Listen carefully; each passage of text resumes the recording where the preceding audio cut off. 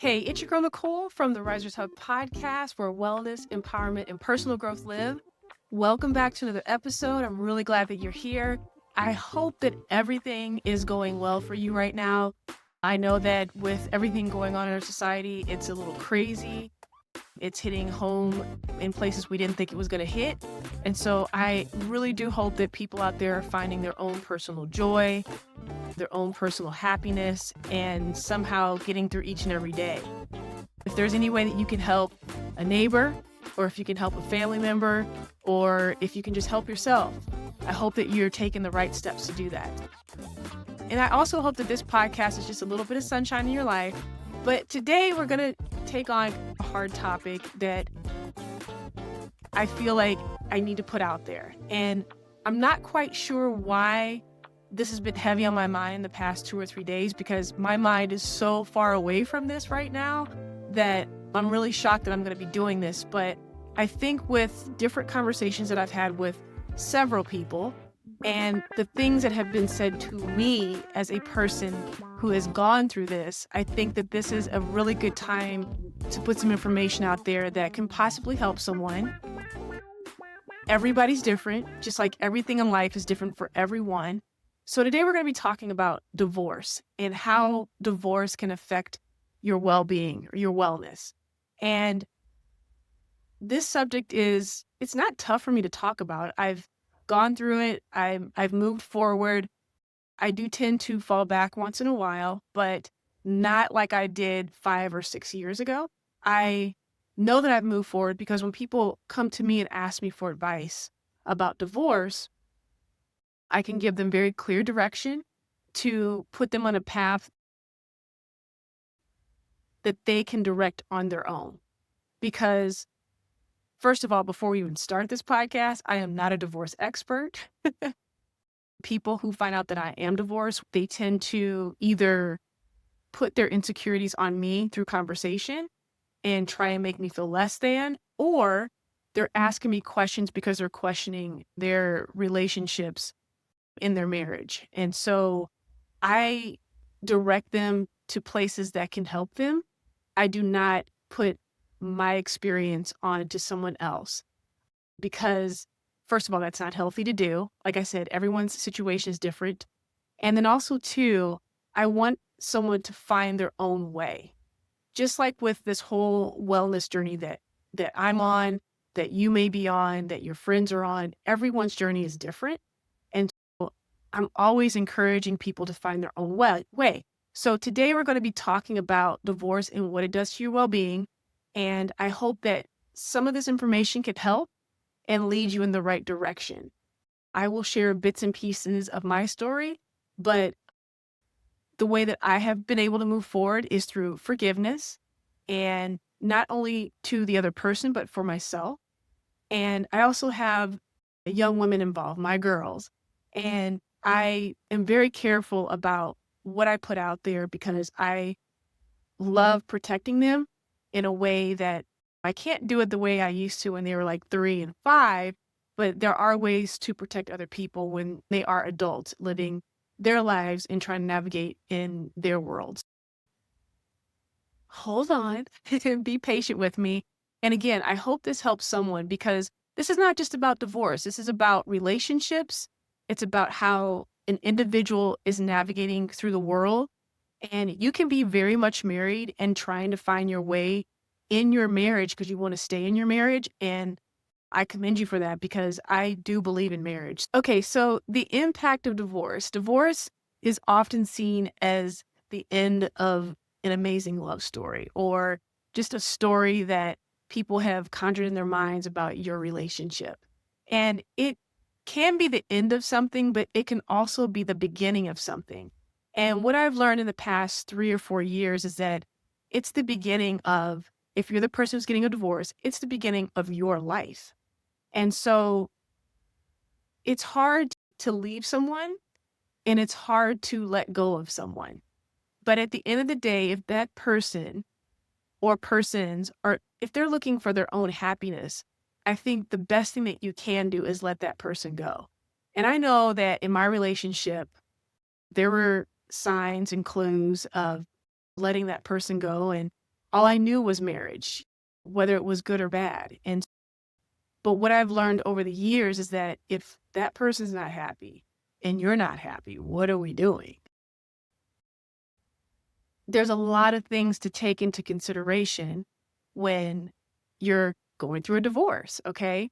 Divorce can shake your mental strength and it can unsettle your body's nervous system and pull you into a very dark place because when you divorce somebody, it's almost like someone dies and you're grieving over them. And so it's the same grief that you would have if someone actually did pass away that was close to you. And you also feel like you've given yourself up in a way where now that part of you is gone too. And sometimes you have no idea what direction you're going to go.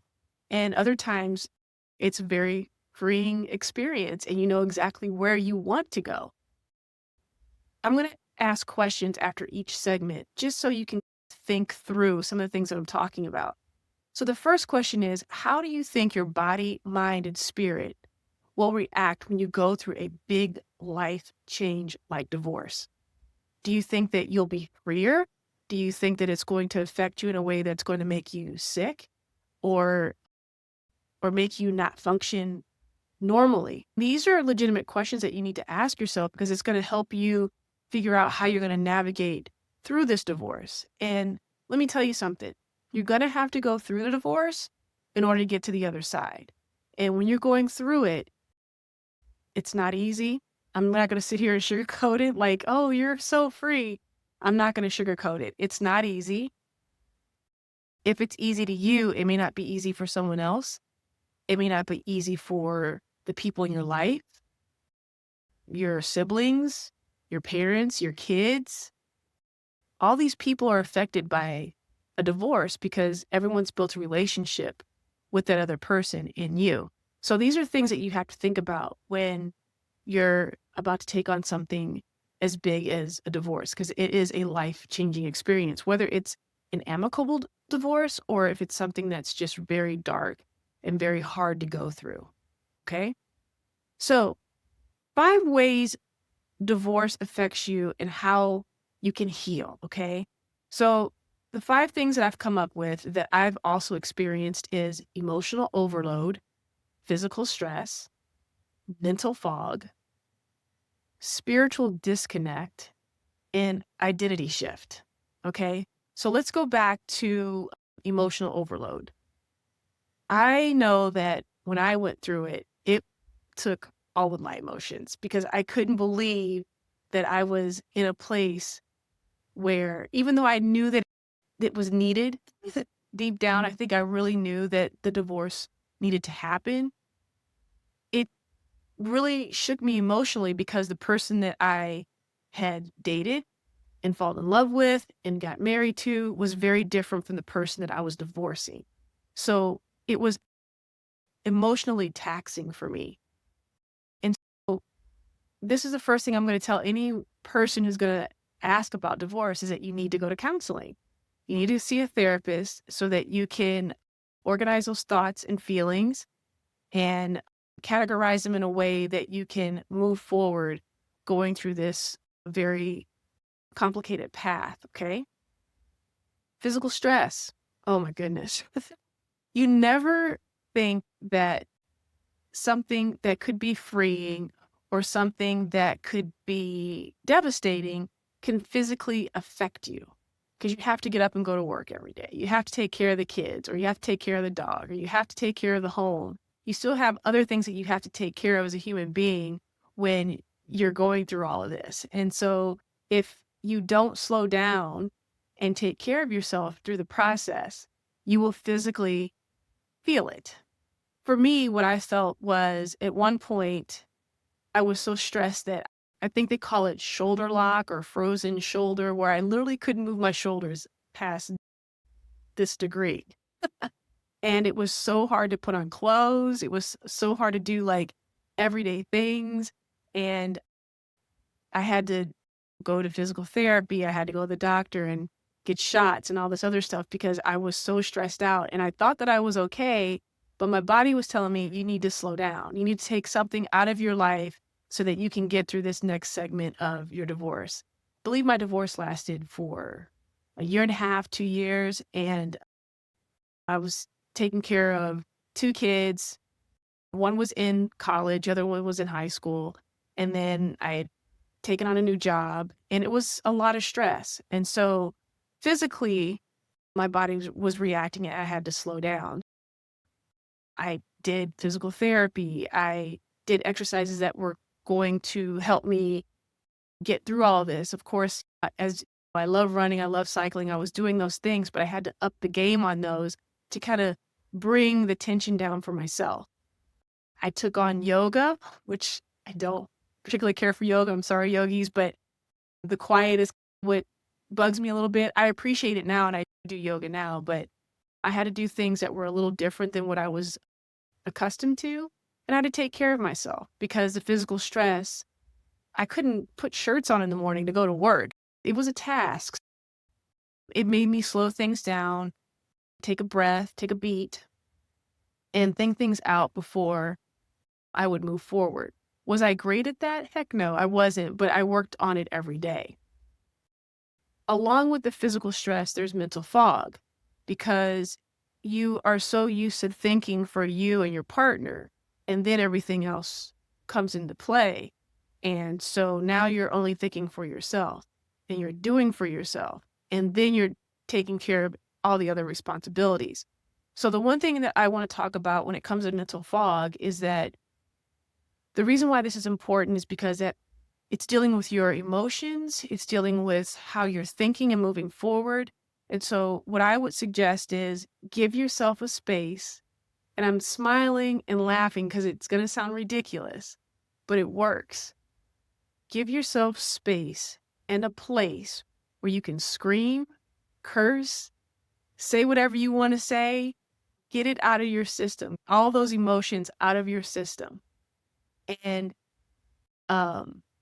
just let it all out. And the reason why I'm saying that is because when you let it out and then you come back to reality, you need your mental to be clear so you can make strategic and important decisions for yourself and your family. And when you're dealing with a divorce lawyer, when you're dealing with a mediator, when you're dealing with the person that you're divorcing or their family or their friends, you have to be clear on what you're saying and what you're doing so that you can move forward. Okay? So find that space and place to do whatever you need to do, punch a wall, curse, do whatever you need to do so that when you come back to reality, you have clear mentality. Okay? And then there is the spiritual disconnection, because a lot of times when people get married, you get married in the church or by a preacher or a reverend, and your belief system is attached to all of that. And so one thing that was told to me that shocked me, and I didn't understand it when I was going through it, is when I would go to my spiritual advisor, and the one thing that she would say is that it's not that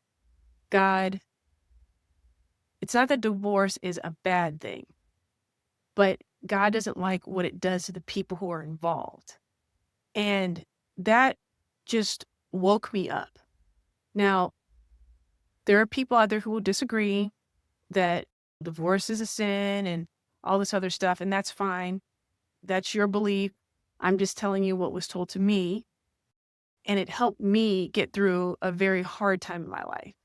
And so when I heard that, I started to think about my spirituality, and I believed that God was not going to leave me behind. And so whatever you believe in, if you just believe in yourself, okay, don't leave yourself behind. You have to get through this, and you need some type of spiritual connection to get you through it. So if that's just meditating every day, if that's praying every day, if that's writing down in your gratitude journal that you got from the Risers Hub, 3 things that you're grateful for every day, just stay connected spiritually, okay? And number 5 would be the identity shift. Again, you're so used to being someone's spouse, you're used to being someone's mother, you're used to being part of something, and now that's going to shift. And when you're going through the divorce, it's easy to say my husband, my wife, my partner, but now you're not connected to that person. And so you're trying to figure out who you are, how to present yourself, and how that's going to feel in front of other people. And that's okay. This is a time for you to rebuild your passions, rebuild who you are, rebuild by doing the things that you love to do and becoming that person and being comfortable with yourself in your new shoes. Those shoes look good on you. So make sure that you are taking care of yourself and making sure that you are identifying yourself as yourself. This is a new way of looking at life, and it can be very scary. It could be like looking over a ledge and being scared to look over the ledge, even though there's a protector in front of you. I would have dreams that I would be stuck on top of what do you call it? I don't know what you'd call it, but if you look down and I looked around me, there was nothing. There was just emptiness and a huge fall to the bottom. And I just remember looking over this cliff and just being scared, and it would wake me up at night. And I'd have these nightmares and I didn't know what to do with them. And so what I would do is I would take those dreams, those nightmares, and I would start thinking about how it would feel if the ground underneath me was solid and it would start to build solid ground around me. What did I have to do? And so I started thinking of it that way, and that nightmare slowly went away. So you have to find your own identity some way, and it's all in here. It's all in here. Okay. So your next question, which of these 5 areas feels most real to you right now? And what's one small step you can take to move forward? Think about it. Okay. The question's for you. All right. So this is the guidance that I give when, and I'm just going to be candid, when women ask me. A lot of women ask me about divorce, which is very surprising. But I do want to share a statistic with you that, I don't know, it makes me happy, makes me hopeful. But as of 2024, the U.S. divorce rate remains between 40 to 50% for the first marriages. And though this number has been steadily declining over the past few decades, according to the CDC, the divorce rate in 2021 was 2.5 divorces per 1,000 people. And that is significantly lower than previous years. And so what I'm thinking is the reason why that number is lower is that people are doing the work on themselves. They are asking the tough questions. They are making decisions that are going to not only benefit them, but benefit their partner. And keep working on yourself and understand that when you're meeting someone else, they're not going to be perfect. This person's going to change over time, like you're going to change over time. And you have to be willing to be flexible. You have to be willing to understand that people take on things differently than you take them on. And that if you both can continue to talk to someone to improve your marriage and talk to each other in a very healthy way, I think it's fantastic.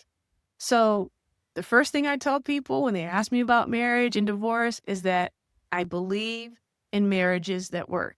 I believe in marriages that communicate with each other, that are willing to go through the fire with each other and learn about each other as they move through different stages of their lives.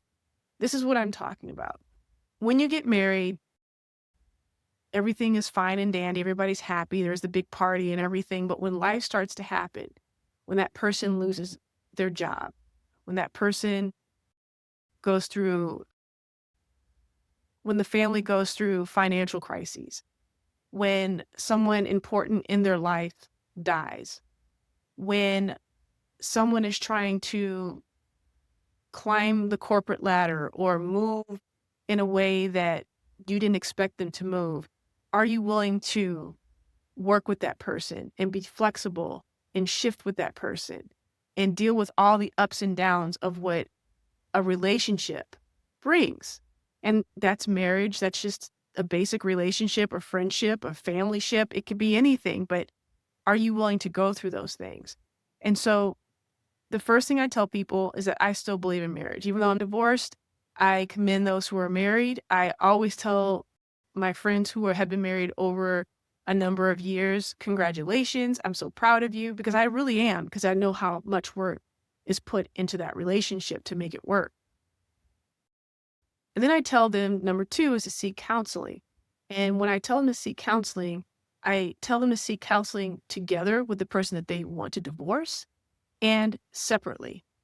Why do I have them do separate and with their divorcee? It's because when you are talking to a counselor and you are telling them that you want to get a divorce, they're going to ask you a series of open-ended questions that are going to make you think. And even though you may still want to get a divorce, it also holds you accountable for the things that you have done wrong in the relationship, because it takes two to tango. Okay. And I've had to take accountability for my mistakes that I've made, and I had to understand the mistakes that he may have made and the mistakes that we've made together. And so it's very important to take on that accountability and understand where you are, what you need to work on, whether you stay with this person or not, because whatever you brought into your previous marriage, you're going to bring into the next one. It may look different. It may be shinier. It may be a different look, but everything else is the same. And so you have to understand what you're bringing to the table and what you're looking for your new partner or the next person to bring to the table. Number three, understand divorce is not easy. I never sugarcoat it, especially when there are children involved, when there's family involved, and there's assets involved. The person that you married is not the person that you're divorcing. And it can be very shocking when you're dealing with this new person. It's a very dark place sometimes if it's not an amicable divorce, and it can be very difficult, and love can be blinding. It really can be. And so when you start to see who this person has become or who they really are, you have to deal with this new person. And so I always tell people, I don't care how he was in 1985 or what he was in 2010 or what he was in, he or she, let me be very clear, he or she, I don't care who that person was in 2020. It's different when you're going through something and you have to deal with children, you have to deal with assets, and you have to deal with just changing your life in a way that you didn't think it was going to change. And so some people go through a very dark state, and it can be very lonely because you don't know who to talk to. A lot of people don't like talking about it because divorce is in our society is defined as a failure, and it really isn't. So if you can find people to talk to and to help, just maybe just listen, and so you can get things out of you, great. But don't hold everything in, because it's not an easy process, and it's not easy going at it alone. And there will be very dark days at times when you don't know what to do. There's a lot of layers in that onion. So just be prepared, okay? Number 4, learn to forgive, okay? Both your partner and yourself. And this is not for your partner, but this is for you. You have to forgive everything that happened. I don't care how much it hurts. I don't care how it affected you. You have to let it go, and you're going to have to forgive. This part of your life is over. And so in order to forgive that other person, it's not to help them, it's to help you. It's to help you move on. Because if you hold on to all that hurt and you don't forgive, you're going to have a lot of nights where you won't be able to sleep.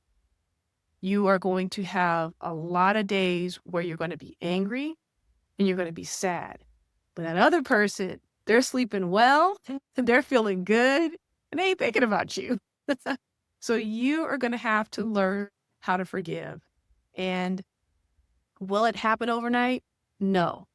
But if you work on it every single day and give yourself grace and forgive yourself, take accountability for your actions, and move forward in a way that is healthy and progressive for you, you'll be okay. You will be fine.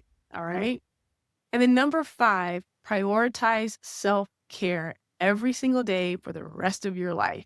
And I'm not talking about a petty Manny. I've said this 1,000 times in this podcast, that self-care is not about, I'm going to get my hair done. I'm going to get my nails done. I'm going to get my toes done. It is so much more than that. It's a good night's sleep. It's eating really healthy food. It's giving yourself grace. And what does that mean? Stop blaming yourself for everything, okay? Stop thinking that you are a failure. This is a new way of life for you, and you need to start training your brain to start building a path that's going to help you move forward in a way that you didn't think you could move forward. Because if you can take care of yourself, feed yourself positivity, feed yourself gratitude, and you do this on a consistent basis, good things are going to come to you. They're not going to come to you right away. You may not see it right away, but they will come to you. Trust me. But please prioritize self-care, because at the end of the day, you're going to be left by yourself and you have to take care of yourself. And when you know how to take care of yourself, you'll be able to take care of others in a way that, oh my goodness, they will be so gracious. They will be so happy that you're around. And you're going to need those people, and they're going to need you. And this is a new way of life. Here's the next question. What would forgiveness look like for you right now? What would it look like in your relationships or even just toward yourself? Think about that. For me, every day I'm looking for something that's going to make me happy. And are all my days perfect? Or all my days with a smile? No, it's not. But I love looking for things that make me happy. It's exciting. It builds up my curiosity. I meet new people when I'm looking for something that makes me happy. And yeah, and it just makes life a lot more interesting. So I'm always excited about my self-care routine. All right. So those are the 5 things that I share with people when they talk to me about divorce. But let's reframe divorce, because I know when I was first going through it, and like I said, my spiritual advisor basically said that it's not that divorce is bad, it's what divorce does to families. And so that just opened up so much for me, and it allowed me to calm down in a way that I could really move forward and breathe a little bit. Was the journey easy? Oh, the journey wasn't easy at all. I knew it wasn't going to be easy, but it allowed me to forgive myself, learn about things that I had to learn about myself, so that when I'm moving forward in life, I could just be a better person. Not that I was a bad person when I was married, but I was just a different type of person. So if you're divorced, remember that there's nothing wrong with you. And if you're a divorced person, you'll know exactly what I'm talking about. You enter a room when there's other couples and you have conversations, and the conversations are going really well, but somehow it gets back to you and being divorced. People do not care about a divorced person's feeling. I'm sorry, I'm just going to say it, because the things that people present to you, they would never present to another married couple. They would never ask another married couple about stuff that's going on in their life, whether it's easy or hard. And so I've had people look at me and ask me what's wrong with me.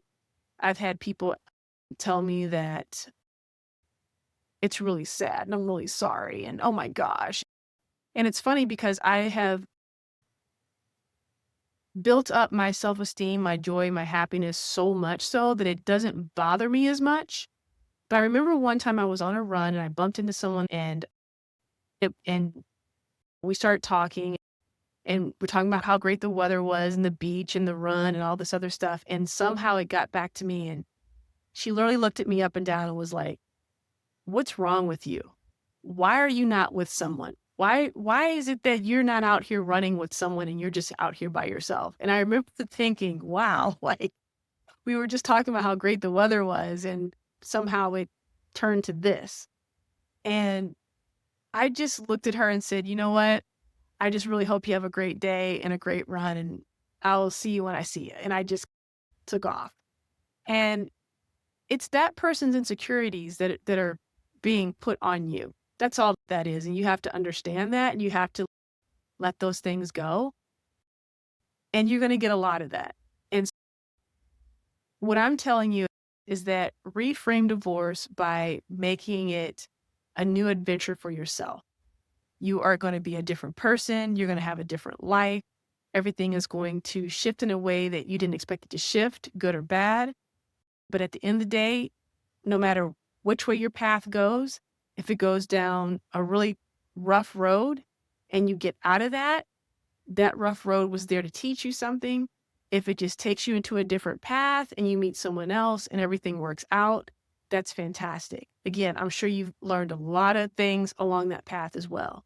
So reframe the divorce by thinking about what exciting thing is going to come my way. That's how you reframe it. Okay, so here's the next question. How can we all be more empathetic toward people going through difficult transitions like a divorce? What can you do? Why don't you just ask them how they're doing? That's it.